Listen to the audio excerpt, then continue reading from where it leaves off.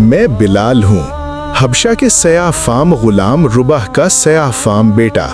गुलाम इब्ने गुलाम, गुलामी में आंख खोली, गुलामी में पला बढ़ा, गुलामों की मखसूस सोच के साथ जवान हुआ, गुलामों की तरह बार बार बेचा और खरीदा गया, और शायद यही दाग सीने पर लिए किसी कोड़े की ज़रब पर जान देकर अपने तौक़े गुलामी समेत किसी गोशे अर्ज़ में गुमनाम दफन हो जाता अगर मक्के का ताजर उमैया एक दिन मुझे कत्ल करने का फैसला न करता।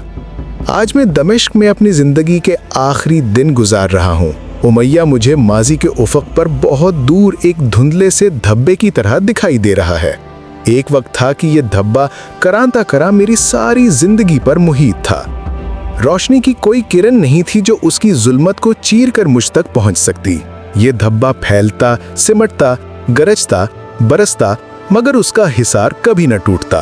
फैलता तो दुनिया अंधेर हो जाती, सिमटता तो देव कामत चट्टानों की तरह अपनी पूरी ताकत से मुझे कुचल कर रख देता। गरजता तो काले बादलों की तरह अचानक यूं फट पड़ता कि जाए पना न मिलती, और बरसता तो उसके हर कोड़े पर कायनात दम तोड़ने लगती।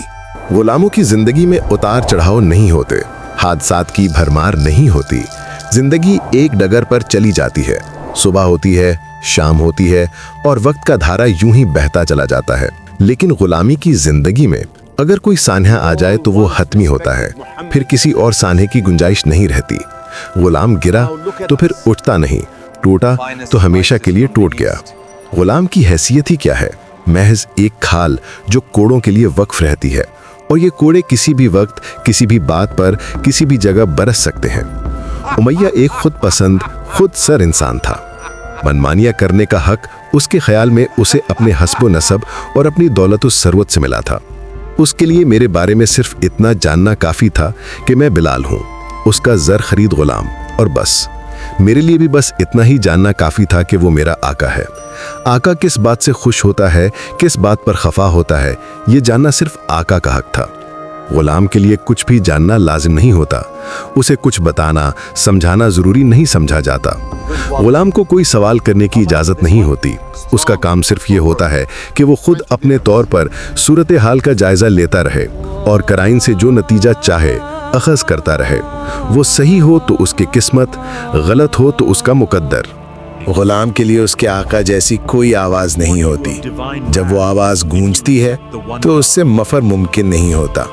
गुलाम का ये फ़र्ज़ है कि या तो वो नज़रों के सामने हो या आवाज़ पर फ़ौरन हाजिर हो जाए। तीसरी सूरत मुमकिन नहीं, क्योंकि उसका एक ही मतलब होता है, और वो ये कि गुलाम भाग गया है, और इस जुर्म की एक ही सज़ा है, मौत। जो लोग इस दुनिया में नहीं रहे उनको बुरा कहना मुझे अच्छा नहीं लगता। अलबत्ता इतना ज़रूर कहूँगा कि उमैया ने मुझे मक्का के बाज़ार से ख़रीद कर कोई घाटे का सौदा नहीं किया था। उसे अपनी रकम की एक एक पाई वसूल हो गई थी। मैंने उसे कभी कोई नुकसान नहीं पहुँचाया था। उमैया की बहुत सी बातें मेरे जहन में महफूज है। मैं उन्हें भूला नहीं हूँ, लेकिन भुला देना चाहता हूँ। मैं बिलाल, उमैया का ज़र खरीद गुलाम, आपको उन दिनों की बातें सुनाना चाहता हूँ जो शुरू से आखिर तक हैरत और इस्तिजाब के दिन थे, और हैरत भी ऐसी कि आज तक उसके नशे से सरशार हूँ।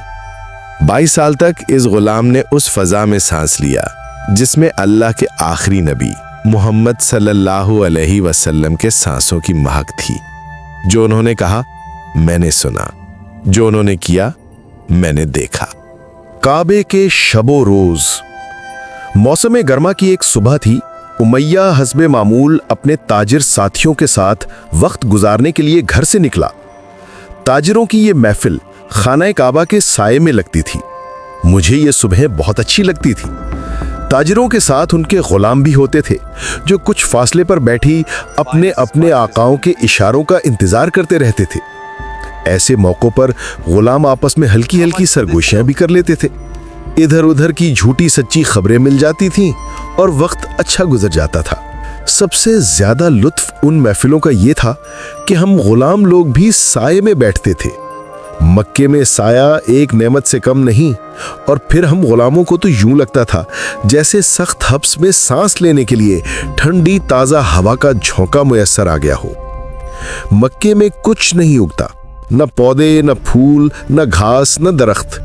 دن بھر سورج کی تمازت سے ارد گرد کی پہاڑیاں تانبے کی طرح تپ اٹھتی ہیں اور رات گئے تک ان کی تپش مکے کی فضا میں آگ برساتی رہتی ہے۔ لیکن نہ جانے اس شہر کی فضا میں کون سا ایسا جادو تھا، کون سی مغناطیسی کشش تھی کہ یہاں کے باسی جب کہیں باہر جاتے ان کا کہیں جی نہ لگتا۔ وہ مکے کے لیے اداس ہو جاتے اور کاروبار سے فارغ ہوتے ہی مکے کی راہ لیتے، یہاں تک کہ مکے کے نام پر اونٹوں کے بھی کان کھڑے ہو جاتے اور وہ بھی اپنی رفتار تیز کر دیتے۔ میں تو محض ایک غلام تھا اور مکے میں ذلت اور رسوائی کے سوا میں نے دیکھا کیا تھا؟ جب سے پیدا ہوا تھا لوگوں کے ہاتھوں صوبتیں اٹھا رہا تھا، کوئی بوجھ اٹھواتا تھا، کوئی دائروں میں دوڑ لگواتا تھا، یہ دیکھنے کے لیے کہ اس میں کتنا دم خم ہے یا کتنے میں ٹھیک رہے گا اس کا سودا، مگر مجھ غلام کو بھی اپنی یہ جائے عقوبت اچھی لگنے لگی تھی۔ آج میرے سامنے پیالے میں دمشق کا ٹھنڈا اور میٹھا پانی رکھا ہے، لیکن کوئی میرے دل سے پوچھے اس پانی کا زمزم کے تیکھے نمکیات ملے پانی سے کوئی مقابلہ ہی نہیں۔ خانہ کعبہ کے صحن میں زمین سے ابلتا ہوا زمزم کا پانی مجھ جیسے غلام چلوؤں سے پیا کرتے تھے۔ ایسا کیوں تھا؟ کیا سحر تھا مکے کی فضا میں؟ ایک غیر ذی زرع وادی میں سورج کی حدت سے تپتا ہوا یہ شہر، نہ کوئی درخت، نہ سبزہ، نہ پرندے، نہ تتلیاں، فطرت کی چھوٹی سے چھوٹی توجہ سے بھی محروم یہ نگری۔ کیا بات تھی اس میں کہ سب کے دلوں میں گھر کر رکھا تھا، ذہنوں پر کچھ اس طرح قبضہ کر رکھا تھا اس شہر نے کہ ہر دل کی دھڑکن بنا ہوا تھا۔ اس کا صرف ایک جواب تھا، نہایت واضح اور مختصر۔ خانہ کعبہ کی سیاہ مقب نما عمارت جو ایک آسمانی نگینے کی طرح اس ریگزار کا زیور بنی ہوئی تھی، اس کے سائے میں سوکھی کھجوروں کے سایوں کا سرور تھا۔ یوں کہیے کہ یہ کرۂ ارض کا سب سے خوشگوار نخلستان تھا۔ جاہلیت کے دور میں بھی یہ امن کا گہوارہ تھا۔ کسی کو یہاں تلوار اٹھانے کی اجازت نہیں تھی، کوئی اپنے دشمن پر بھی ہاتھ نہیں اٹھا سکتا تھا۔ کوئی جھگڑا، کوئی فساد، کوئی تنازع، کوئی جنگ خانہ کعبہ کی حدود میں نہیں لائی جا سکتی تھی۔ خانہ کعبہ اللہ کا یہ گھر حضرت ابراہیم علیہ السلام نے تعمیر کیا تھا، صرف ایک اللہ وحدہ لا شریک کی عبادت کے لیے۔ لیکن پھر انسانی ذہنوں میں کچھ ایسا خلفشار پیدا ہوا کہ یہ عظیم عبادت گاہ لکڑی اور پتھروں سے بنائے ہوئے بتوں کا گودام بن گئی۔ ان بتوں کو عرب اپنے خداؤں کا درجہ دیتے تھے، یعنی پہلے تو اس قادر متعلق کا تصور گم ہوا، پھر اس کی جگہ بتوں نے لے لی، اور پھر ایک نہیں سینکڑوں خداؤں کا تصور ابھرا، اور پھر وحدانیت الہی کی یہ قدیم علامت 360 بتوں کا مسکن بن گئی، جو بیچے جاتے تھے، خریدے جاتے تھے، اور ہر خرید و فروخت پر منافع کمایا جاتا تھا۔ کوئی دن کے خدا تھے، کوئی رات کے، کوئی معذوروں کے خدا تھے، کوئی صحت مندوں کے، خوش نصیبی کے خدا الگ، سفر کے الگ، اور سب کے سب دنیاوی منفعت کے لیے۔ ابدی بہبود اور اخروی بہتری کا کوئی عنصر ان کی عبادت میں شامل نہیں تھا۔ خانہ کعبہ میں آنے جانے والے قافلوں کے پاس صرف نفع کمانے کا تصور تھا، جو بازاروں اور منڈیوں میں نظر آتا ہے۔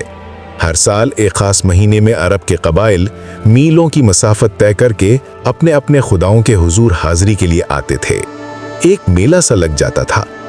شام کے تاجر، یمن کے سمندری تجارت کرنے والے تاجر، فارس کے تاجر اور دور دراز مقامات سے آئے ہوئے غلاموں کی خرید و فروخت کرنے والے تاجر سبھی یہاں جمع ہوتے تھے۔ اس میلے میں سونا چاندی، کپڑے، خوشبوئیں بھی فروخت ہوتی تھیں، غلام بھی اور خدا بھی۔ اسے دیکھو، وہ کہتا ہے کہ وہ خدا سے باتیں کرتا ہے۔ ابو جہل کی آواز نے ہم غلاموں کو چونکا دیا۔ اس کا غلام آواز سنتے ہی ہڑبڑا کر اٹھ کھڑا ہوا، مگر ابو جہل کا فقرہ جلد ہی قہقہوں میں ڈوب گیا اور اس کا غلام دوبارہ بیٹھ گیا۔ پیغمبر صاحب، آپ ہمیں پانی پر چل کر کیوں نہیں دکھاتے؟ اب کہ میں اٹھ کھڑا ہوا، یہ امیہ کی آواز تھی، میرے بدنصیب آقا کی، جو آج جہنم میں اپنے اس ہرزہ سرائی کا جواب سن رہا ہے۔ پھر میں نے انہیں دیکھا، محمد صلی اللہ علیہ وآلہ وسلم بن عبداللہ کو، ہمیشہ کی طرح تنہا، نظریں پہاڑوں کی سمت، جہاں لوگ کہتے تھے ایک فرشتے نے ان سے بات کی تھی۔ وہ ابو جہل کے طنز سے بے نیاز کعبے کے گرد چلتے چلتے نظروں سے اوجھل ہو گئے۔ ادھر تاجروں کی محفل میں ہر چہرے پر ہنسی تھی، ہر شخص اس مذاق میں شریک تھا، صرف ابو سفیان تھا جس کے چہرے پر کوئی مسکراہٹ نہیں تھی۔ ہم غلاموں کے لیے مقدم تو ہمارے آقا تھے، لیکن اپنے آقا کے بعد اگر مکے میں ہم کسی کو قابل اعتنا سمجھتے تھے تو وہ ابو سفیان کی شخصیت تھی۔ اس کی اور ہماری کہانی ایک دوسرے سے ایسے ہی منسلک ہے جیسے شکار اور شکاری کی۔ اچانک وہ اٹھ کر کھڑا ہو گیا، محفل میں سنجیدگی لوٹائی۔ وہ کہنے لگا، ایک خدا کو ماننے والا خدا کا منکر ہے۔ ہمیشہ کی طرح آج بھی ابو سفیان نے دکھتی رگ پر ہاتھ رکھ دیا تھا، کیونکہ سب سے زیادہ تکلیف کفار کو اسی بات کی تھی کہ وہ ایک اللہ کی عبادت کی دعوت دیتا ہے۔ کفار نے اپنی ضعیف الاعتقادی میں موقع محل کے لحاظ سے کئی خدا بنا رکھے تھے۔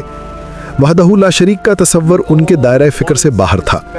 ابو سفیان فکر مند تھا، اگر ہم نے اس فتنے کو ختم نہ کیا تو خدا ہم سے ناراض ہو جائیں گے اور اپنی رحمتیں کسی اور شہر پر نچھاور کرنے لگیں گے۔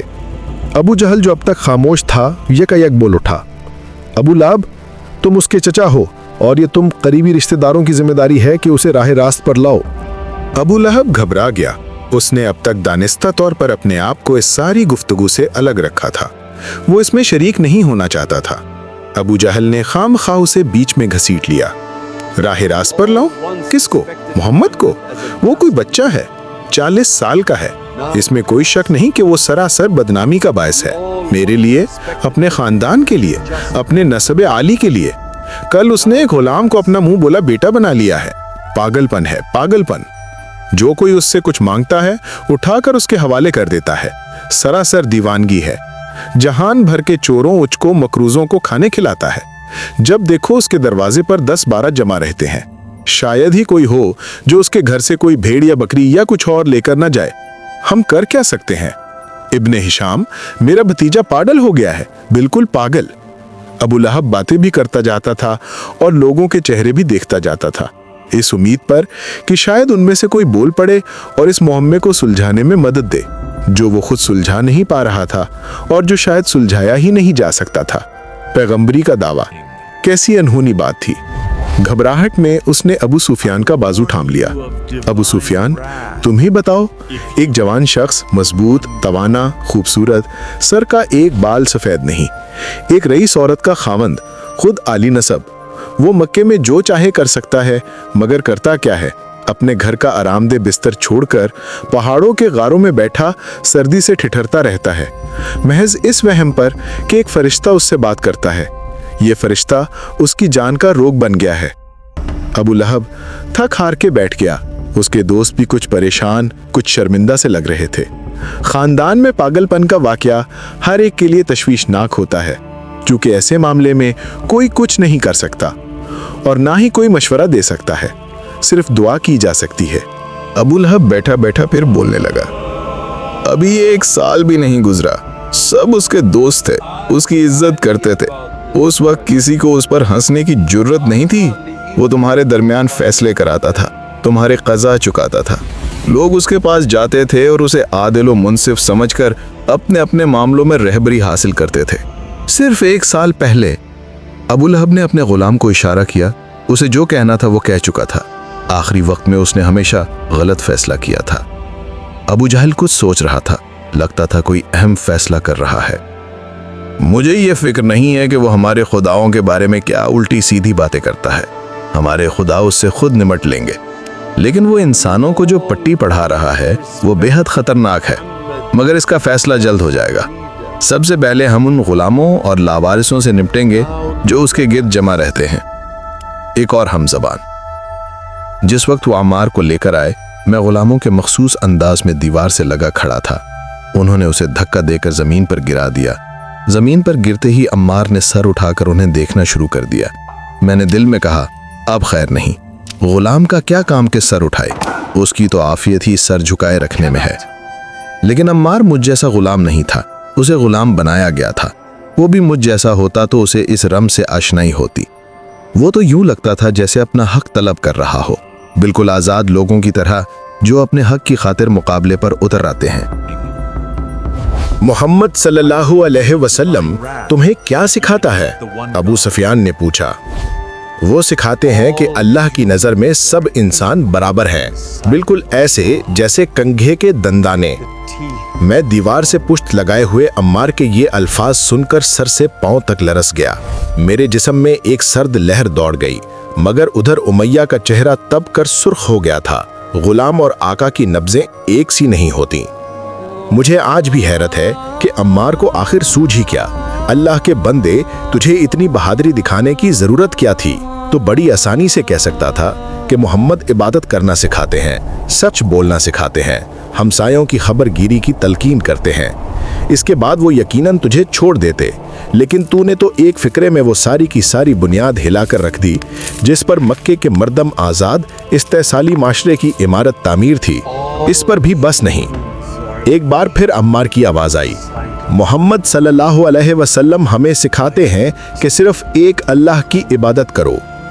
अबू सफियान को दूसरे आकाओं के मुकाबले में नेक समझा जाता था। हम गुलामों के हल्के में उसकी शोहरत अच्छी थी। उसके अपने गुलाम भी उसको बुरा आका नहीं समझते थे। जहां जुम्बश अबरू से काम चल सकता हो वहां वो जुबान कभी नहीं हिलाता था। लेकिन मुझे अबू सफियान की खामोशी और नरम रवैये से खौफ आता था। अम्मार शायद उसके इसी धीमे अंदाज से धोखा खा गया था जो सब कुछ कहता चला गया। जब अबू सफियान ने उससे अपने मखसूस लहजे में सवाल किया तो अम्मार ये समझा कि वो उससे बराबर की हैसियत से बात कर रहा है और वाकई उससे सही जवाब चाहता है। एक अल्लाह? अबू सफियान के लहजे में गुस्सा कम और तजस्सुस ज्यादा था। लेकिन हमारे तो 360 खुदा हैं जो हमारी हिफाजत करते हैं, हमारी मुरादें बरलाते हैं। कितनी अच्छी तरह याद है मुझे वो दिन और उस वाक़े का एक एक लम्हा। और क्यों याद ना होता कि उस दिन चंद सानियों बाद मेरी सारी कायनात बदल गई थी। मोहम्मद को एहसास नहीं है कि हम मक्के में खुदाओं को घर मुहैया करते हैं, यही हमारी रोज़ी है। सब कबीलों के अपने अपने खुदा हैं जिनकी परस्तिश के लिए वो यहाँ आते हैं। खुदा हमारे माबूद भी हैं और हमारा ज़रिया माश भी। और क्या हम लोग गरीबों कमज़ोरों की निगहदाश्त नहीं करते? अबू सफियान कहते कहते रुक गया, बिल्कुल ड्रामाई अंदाज में, जैसे बड़े बड़े मुकर्रिर कोई बात कहकर तासुर पैदा करने के लिए थोड़ा सा वक्फा देते हैं। अगर हम 360 खुदाओं को छोड़कर एक खुदा को मानने लगे जो नजर भी नहीं आता और जो हर जगह बताया जाता है, इस बाग में, ताइफ में, मदीने में, यरूशलेम में, चांद पर, तो फिर मक्का कहाँ जाएगा? जब हर घर में खुदा होगा तो यहाँ कोई क्या करने आएगा? इस मंतिक पर हर चेहरा मुतमईन नजर आ रहा था। बात यहीं खत्म हो जाती और किसी पर कोई अजाब ना नाजिल होता। मगर शूमिये किस्मत कि मेरे आका ने अचानक मुझे इस मामले में उलझाने का फैसला कर लिया। उमैया अब तक खामोश बैठा था, मैं पुश्त पर खड़ा दीवार की तरह साकित। लेकिन अगले ही लम्हे मेरी पुश्त पर कोई दीवार नहीं थी, क्योंकि मैं अपने आका के मुंह से अपना नाम सुनकर दौड़ पड़ा था। उमैया अपने रेशमी मलबूस के लहराते हुए घेर में अम्मार के पास पहुंचा। तुम कहते हो कि एक गुलाम का रुतबा उसके आका के बराबर है? वो तेजी से चलता हुआ अम्मार के पास आकर यकायक रुका तो उसकी रेशमी आबा उसकी पुश्त पर लहराकर एक लम्हे के लिए उसके गिर्द लिपट गई। ये स्याफाम बिलाल जिसे मैंने अपने पैसे से खरीदा है मेरे बराबर है। ये कहकर वो रुका और बुझा में खुद अपने सवाल की माकूलियत का लुत्फ उठाने लगा। मैं बिलाल इस सारे कज़िये से अलग था। मेरा किसी बात से कोई सरोकार ही नहीं था और हो भी क्या सकता था। मुझे तो खामखा बीच में घसीट लिया गया था। मैं गुलाम इब्ने गुलाम, मुझे क्या कि कौन किसके बराबर है या नहीं है। मैं तो कुछ था ही नहीं, न किसी के बराबर, न बेहतर, न फरोतर। मेरी नज़र में मेरा कोई वजूद होता तो मैं अपने आप को किसी पैमाने से नापता भी। मैं तो था ही नहीं। उमैया के अल्फाज में गुस्सा भी था, तंज भी, और उसी तंजिया लहजे में ये सवाल पूछते हुए वो अपना हाथ एक प्याले किसी शक्ल में अम्मार के मुंह के पास ले गया, बिल्कुल मस्खरों के से अंदाज में। सूरत हाल मुख्तलिफ होती तो शायद मुझे इस पर हंसी आ जाती। उमैया को जवाब का इंतजार नहीं था, उसे जवाब की जरूरत भी नहीं थी। ऐसी बात का जवाब हो भी क्या सकता था। लेकिन अम्मार की आकिबत ना अंदेशी कि वो इस सवाल का भी जवाब देने को तैयार हो गया। मोहम्मद कहते हैं कि अल्लाह के नज़दीक तमाम इंसान बराबर है, खा वो किसी नस्ल किसी रंग के हों। महफिल पर सन्नाटा छा गया। फिर मैंने अपने आका की आवाज़ सुनी, बिलाल। मुझे क्या खबर थी कि इस दफ़ा मेरा नाम इसलिए पुकारा जा रहा है कि मुझे एक ज़िंदगी से दूसरी ज़िंदगी मिलने वाली थी। बस अल्लाह ही है जो जानता है कि अगले लम्हे क्या होने वाला है। एक सानिये में मैं तामील हुक्म के लिए हाजिर था। बिलाल, इसको बताओ कि तुम में और एक रईस मक्का में क्या फ़र्क है। ये लो और मार मार के इसका चेहरा मस्क कर दो ताकि इसे सबक मिल जाए। ये कहकर उसने कोड़ा मेरे हाथ में थमा दिया। कैसा वाज़े हुक्म था, कितना मुख्तसर और जामे। मैं आज तक उन फिक्रों की जामियत का अहाता नहीं कर सका। सोच में जुल्म की इंतहा, मगर लफ्ज़ कितने थोड़े से, कैसे गिने चुने। मकसद में तशद्दुद की लामुतलाही गुंजाइश, मगर फ़िक्रे कैसे बरजस्ता न पे तुले। अम्मार ने ज़मीन पर औंधे पड़े पड़े सर उठाकर अपना चेहरा मुझे सज़ा के लिए पेश कर दिया। अगले लम्हे क्या हुआ ये मैं शायद कभी बयान न कर सकूं। आज भी जब मैं उस लम्हे का तसव्वुर करता हूं तो मेरे कानों में घंटियां सी बजने लगती हैं और मुझ पर सख्ता सा तारी होने लगता है। मेरा ख्याल है कि शायद वो लम्हा अपने वजूद की पूरी वसअतों और पहनाइयों के साथ मेरे जहन में महफूज ही नहीं है। उमैया की आंखें जो गुस्से से बाहर निकली पड़ती थीं, और अबू सुफियान का निस्फ चेहरा, क्योंकि उसने नजरें दूसरी तरफ फेर ली थीं। अबू सुफियान सजा देने का कायल था, मगर उसमें बराह रास्त शिरकत को वो अपने मनसब से गिरी हुई बात समझता था। लेकिन अम्मार साफ मेरी नजरों के सामने था। वो टुकटुकी बांधे मुझे देख रहा था। उसकी नजरों में पाकीज़गी थी, सुकून था, बेखौफी थी, सरतपा मजबूर मगर पुरअज़्म। मैंने उसकी आंखों में एक ऐसी क़ुव्वत देखी जो मुझे अपने ग़ुलामी के बंधन से भी ज़्यादा ताकतवर महसूस हुई। ठीक उस लम्हे उमैया का ग़ुलाम बिलाल किसी और का ग़ुलाम हो गया। मैंने कोड़ा हाथ से गिरा दिया। सब ने बैक वक्त एक आवाज के साथ अंदर की तरफ सांस खींचा। मुंह खुले हुए थे, चेहरे हैरत ज़दा। जो उन्होंने देखा था उनकी समझ में आ गया था, जो मैंने किया था मुझे मालूम था। एक गुलाम बागी हो गया था। अम्मार ने घसटते घसटते हाथ बढ़ाकर कोड़े को पकड़ने की कोशिश की और बिलाखिर कामयाब हो गया। कोड़ा पकड़कर उसने अपने लरसते हाथों से दोबारा मेरे हाथ में दे दिया। वो हौले हौले कुछ कह भी रहा था। उसकी सरगोशी मेरे दिमाग में चीखों की तरह गूंज रही थी। बिलाल, जो ये कहते हैं करो। बिलाल, ये तुम्हें मार डालेंगे। लेकिन इस बार जो मैंने कोड़ा नीचे फेंका तो मेरे ऊपर जैसे नूर की फुवार पड़ गई। मैंने देखा कि अबू सुफियान ने उमैया को इशारा किया। मैंने हिंद की हल्की सी हंसी सुनी और मुड़कर उसकी तरफ देखा। मैं हिंद को सारी जिंदगी से जानता था, लेकिन उसके चेहरे की तरफ देखने की जुर्रत मुझे कभी नहीं हुई थी।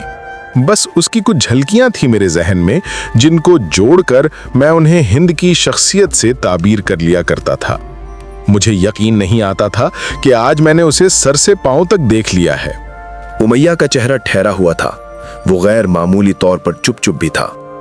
फिर एकदम मेरी तरफ देखा और कहने लगा, अगर तुम्हें ये ज़ाम है कि तुम इंसान हो और ये कि तुम्हें भी खुदा रखने के हक है, तो कान खोल कर सुन लो। तुम्हारे खुदा वही होंगे जो तुम्हारे आका के खुदा हैं। कोई नया खुदा मेरे गुलाम खाने में नहीं लाया जा सकता। फिर उमैया ने बाहर नजर दौड़ाई और कहा, तुम्हारी इस्लाह करनी पड़ेगी, लेकिन आज नहीं। मैं सूरज के निस्फुन नहार पर आने का इंतजार करूंगा। आज वो जरा ढल गया है। पता नहीं किधर से इशारा हुआ, लेकिन अगले ही लम्हे मैंने अपने बाजुओं और गर्दन के गिर्द रस्सियों की गिरफ्त महसूस की और आनन फानन उन्होंने मुझे जिस तरह चाहा तोड़ा, मरोड़ा, झिंझोड़ा और जकड़ कर रख दिया। मैं गुलाम था, कभी नाफरमानी का तसव्वुर भी नहीं किया था, लेकिन उस वक्त मैं ज़रूरत से ज़्यादा फरमाबरदार बना हुआ था। वो मुझे जिस तरफ मोड़ते मुड़ जाता, जिस तरह बिठाते बैठ जाता, जब कहते खड़ा हो जाता, बांधने लगते तो मैं खुद हाथ पांव आगे बढ़ा देता। अच्छी तरह मुश्कें कस के उन्होंने मुझे कमरे से बाहर धकेला और धक्का देकर गुलाम खाने के फर्श पर गिरा दिया, कल के सूरज के इंतजार में।